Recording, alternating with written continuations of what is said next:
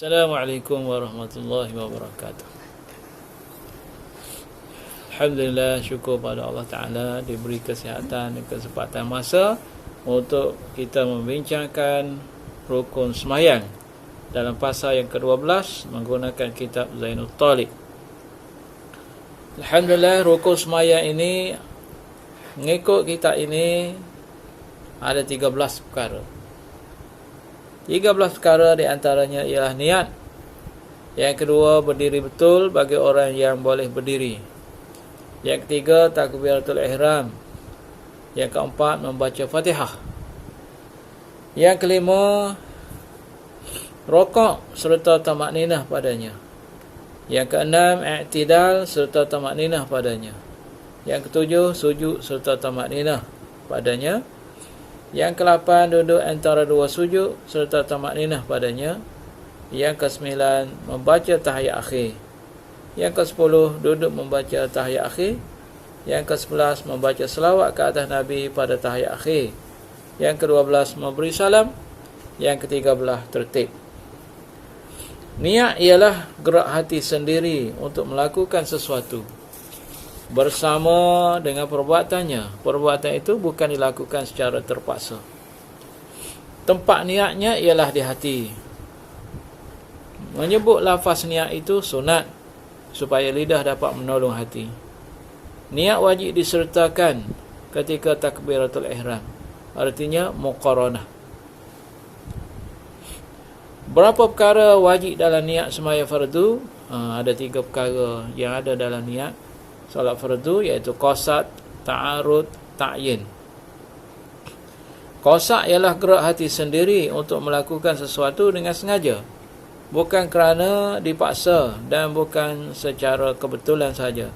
Misal, qasad ialah usalli, sahaja aku sembahyang.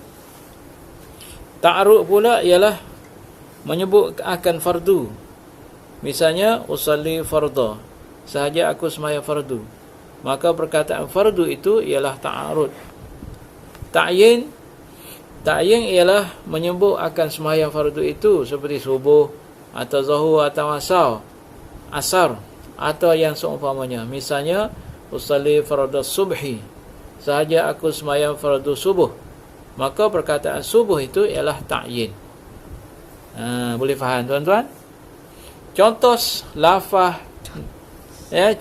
lafaz sembahyang fardu yang sempurna iaitu sembahyang subuh. Usalli fardhu subhi raka'ataini adaan lillahi ta'ala, Allahu akbar.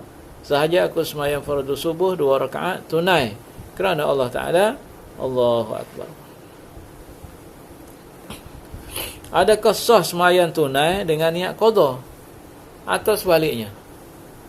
Jawapannya sah dengan 2 sebab, iaitu kerana uzur atau tiada uzur tetapi dimaksudkan maknanya dari segi bahasa. Misalnya, kerana uzur ialah pada sangkanya waktu telah habis disebabkan awan tebal, ia pun sembahyang dengan niat qada. Kemudian ternyata masih ada waktu lagi. Atau pada sangkanya waktu masih ada, ia pun sembahyang dengan niat adaan. Kemudian ternyata waktunya telah luput. Maka dalam kedua-dua masalah tadi, sembahyangnya itu adalah sah. Tetapi jika dia berniat sedemikian bukan kerana uzur atau bukan kerana dimaksudkan maknanya dari segi bahasa tadi, bahkan kerana bermain-main, maka sembahyangnya itu tidak sah. Itu kena perhati betul-betul. Berapa perkara wajib dalam niat sembahyang sunat? Wajib dalam niat sembahyang sunat yang mempunyai waktu seperti sunat rawatib sebelum dan sesudah sembahyang fardu, itu sunat rawatib qabliyah ba'diyah, dan sembahyang sunat yang mempunyai sebab seperti sembahyang minta hujan, sembahyang gerhana, maka wajib padanya qasad dan ta'yin sahaja. Dan tiada wajib berniat sunat. Tiada wajib berniat sunat. Tetapi hukumnya sunat berniat dengan sunat itu. Misalnya, usalli sunnatas subhi raka'ataini lillahi ta'ala, sahaja aku sembahyang sunat subuh 2 rakaat kerana Allah Ta'ala, Allahu akbar. Maka perkataan usalli ialah qasad dan perkataan subuh ialah ta'yin. Dan wajib ta'yin pada sembahyang rawatib qabliyah, dan ba'diyah. Umpamanya usalli sunnatal jum'ati raka'ataini qabliyatan lillahi ta'ala, dan usalli sunnatal jum'ati raka'ataini ba'diyatan lillahi ta'ala. Allahu akbar. Adapun dalam niat sembahyang sunat semata-mata, yakni yang tidak mempunyai waktu dan tidak mempunyai sebab, maka yang wajib hanyalah qasad saja. Misalnya, usalli raka'ataini lillahi ta'ala, saja aku sembahyang 2 rakaat kerana Allah Ta'ala. Begitu saja. Ini dinamakan sunat mutlak. Habis bahagian niat, kita pergi kepada rukun yang kedua, berdiri betul. Berdiri betul pada sembahyang fardu bagi yang boleh berdiri dengan cara meluruskan tulang belakangnya, walaupun dengan jalan bersandar kepada sesuatu seperti tembok. Jika ia berdiri secara bengkok seolah-olah hampir kepada rokok, dan sekira-kira caranya berdiri yang sedemikian tidak dinamakan berdiri, maka tidak sah sembahyangnya. Dan jika ia tidak boleh berdiri betul dengan sebab tua atau lainnya, bahkan caranya berdiri itu seperti orang yang rokok, maka wajib ia berdiri sedemikian. Dan ketika ia rokok, wajib ditambahkan bengkoknya bagi membezakan berdiri betul dengan rokok. Bagaimana caranya jika ia tidak boleh berdiri betul? Wajib ia sembahyang duduk menurut yang terupaya olehnya. Dan cara yang afdal ialah duduk iftirash, iaitu duduk di atas 2 tapak kaki seperti duduk tahiyat awal. Jika rokok, memadai dengan menundukkan kepala sehingga dahi bersententang dengan tempat sujud. Dan i'tidal ialah dengan cara mengangkat kepala kembali dan melepaskan tangan. Bagaimana caranya jika ia tidak boleh duduk?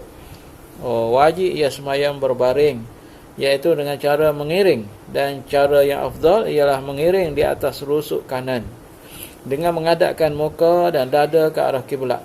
Dan kalau ia tidak berupaya rokok dan sujud sebagaimana sembahyang duduk, maka ia harus menggunakan isyarat kepala saja.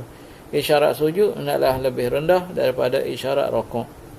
Dan kalau ia tidak berupaya menggunakan isyarat kepala, maka ia harus menggunakan isyarat kelopak mata. Dan kalau tidak berupaya juga, maka ia harus dikerjakan dalam hati sahaja. Gitu. Ramai dah kerja dalam hati tu. Ramai dah. Bagaimana caranya jika ia tidak boleh berbaring? Wajib ia sembahyang menelentang, iaitu dengan cara mengunjurkan kedua kaki ke arah kiblat dan kepala ditinggikan sedikit dengan menggunakan sesuatu seperti bantal supaya ia terangkat sedikit dan dapat menghadap ke arah kiblat. Rokok dan sujud sama saja caranya dengan sembahyang secara mengiring. Bagaimana caranya sembahyang ketika dalam kenderaan? Ni sekarang ni popular dalam kenderaan. Orang-orang yang belayar di dalam kenderaan wajib menunaikan sembahyang dengan cara berdiri betul. Tetapi jika ia tidak berupaya berdiri kerana sakit atau uzur seperti pening, takut bertambah sakit, takut jatuh dari kenderaan, takut robah kerana goncangan yang kuat, tidak ada tempat sembahyang, maka ia wajib juga menunaikan sembahyang seperti orang yang sakit mengikut qadar yang terdaya olehnya. Soalan lagi, tidakkah kewajipan sembahyang itu boleh digugurkan kerana sakit? Kewajipan sembahyang wajib ditunaikan dan ia tidak boleh digugurkan kerana sakit. Dan sembahyang itu tidak boleh digugurkan selagi seseorang itu tetap akalnya. Rukun seterusnya ialah takbiratul ihram. Takbiratul ihram ialah lafaz Allahu Akbar. Wajib ke atas orang yang berupaya mengucapkan lafaz Allahu Akbar itu. Maka tidak sah sembahyang seseorang jika lafaz Allahu Akbar bagi takbiratul ihram itu diganti dengan yang lain, seperti Ar-Rahmanu Akbar, atau Allahu Kabir, atau Allahu Azim, atau Allahu Azam, atau yang seumpamanya. Dan tidak sah sembahyang jika perkataan Akbar itu didahulukan daripada perkataan Allah, yakni Akbarullah. Contoh, apakah hukumnya jika perkataan Allahu Akbar itu diceraikan? Sah sembahyang jika lafaz Allahu Akbar itu diceraikan alif lam seperti Allahul Akbar, atau diceraikan oleh sifat yang tidak panjang seperti Allahul Jalilul Akbar, atau Allahur Rahmanur Rahim Akbar, Tetapi jika sifat yang menceraikan itu panjang seperti 3 sifat, maka sembahyang itu tidak sah. Seperti Allahul Jalilul Azimul Halimul Akbar. Tidak sah lah. Itu. Apa hukumnya jika seseorang itu tidak berupaya menyebut lafaz Allahu Akbar itu? Jawapannya, jika ia tidak berupaya menyebut lafaz Allahu Akbar sesudah ia mempelajarinya, maka lafaz Allahu Akbar itu wajib diterjemahkan ke dalam bahasa lain walaupun bukan bahasanya sendiri. Apa hukumnya jika lafaz Allahu Akbar itu diganti dengan zikir yang lain? Jawapannya, tidak harus dan tidak sah sembahyang. Setakat mana kuatnya suara mengucapkan takbiratul ihram itu? Wajib menguatkan suara dalam mengucapkan takbiratul ihram itu ialah ia sendiri mendengar akan lafaz takbiratul ihram itu. Apa yang wajib disertakan ketika takbiratul ihram itu? Jawapannya, yang wajib disertakan iaitu dia panggil muqaranah ketika takbiratul ihram itu ialah niat. Menurut Imam Nawawi, bahawa memadai muqaranah itu dalam sebahagian daripada takbiratul ihram, pada awal takbiratul ihram maksudnya. Itu rukun yang ketiga. Rukun yang seterusnya ialah membaca Fatihah. Wajib membaca Fatihah pada tiap-tiap rakaat mengikut tertib dan susunan yang termaklum, iaitu Bismillahirrahmanirrahim, Alhamdulillahi Rabbil Alamin, Ar-Rahmanirrahim, Maliki Yawmiddin, Iyyaka na'budu wa iyyaka nasta'in, Ihdinas siratal mustaqim, Siratal ladzina an'amta 'alaihim ghairil maghdubi 'alaihim waladdallin.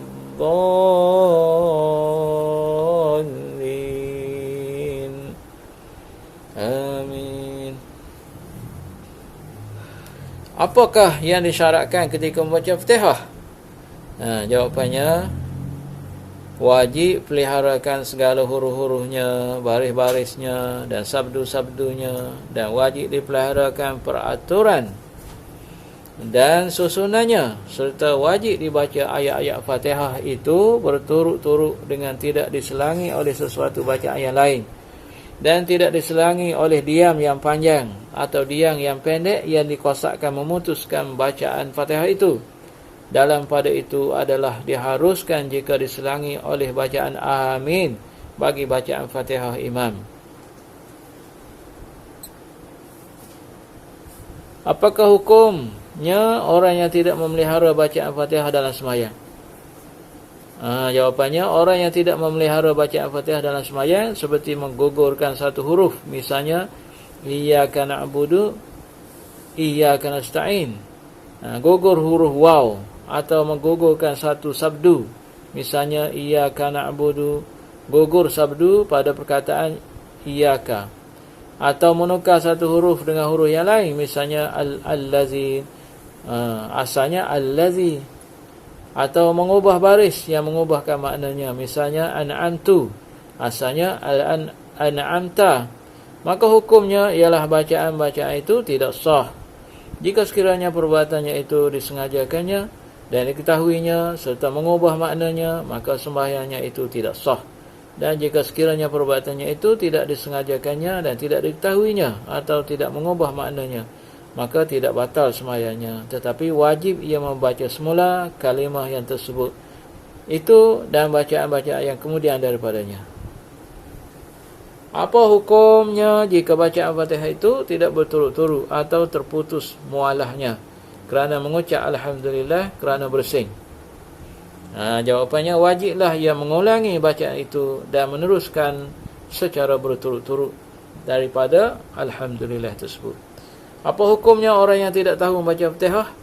Orang yang tidak tahu membaca Fatihah kerana ketiadaan guru atau ketiadaan mushaf, atau tidak mengerti membacanya atau tidak upaya membacanya dengan sempurna kerana baru belajar umpamanya, atau kerana baru memeluk Islam, memeluk agama Islam dan lain-lain sebab yang munasabah, maka wajib ia membaca sebanyak 7 ayat Al-Quran, sama ada ayat-ayat yang berturut-turut atau berasingan, dengan syarat ayat-ayat tersebut tidak kurang bilangan hurufnya daripada huruf Fatihah. Dan jika ia tidak berupaya membaca ayat-ayat Al-Quran, maka wajiblah ia membaca zikir atau doa yang tidak kurang bilangan hurufnya daripada huruf-huruf Fatihah. Dan jika ia tidak berupaya membaca zikir atau doa, maka wajiblah ia diam qadar masa membaca Fatihah. Berapa bilangan ayat-ayat ataupun kalimah-kalimah dan huruf-huruf Fatihah itu? Fatihah itu mengandungi 7 ayat, 25 kalimah dan 156 huruf. Ada riwayat lain menyebutkan 29 kalimah, 125 huruf, ada yang kata 131 huruf. Apa dia bentuk zikir yang dicadangkan sebagai ganti Fatihah bagi orang yang tidak berupaya membaca Fatihah? Apapun zikir harus dibaca asalkan hurufnya tidak kurang daripada 156 huruf. Dan salah satu zikir itu ialah Subhanallah walhamdulillah wa la ilaha illallah wallahu akbar wa la hawla wa la quwwata illa billah ma syaa Allah kana wa ma lam yasha' lam yakun. Dan ulangkan bacaan zikir tersebut 2 kali bagi menyamai bilangan huruf Fatihah.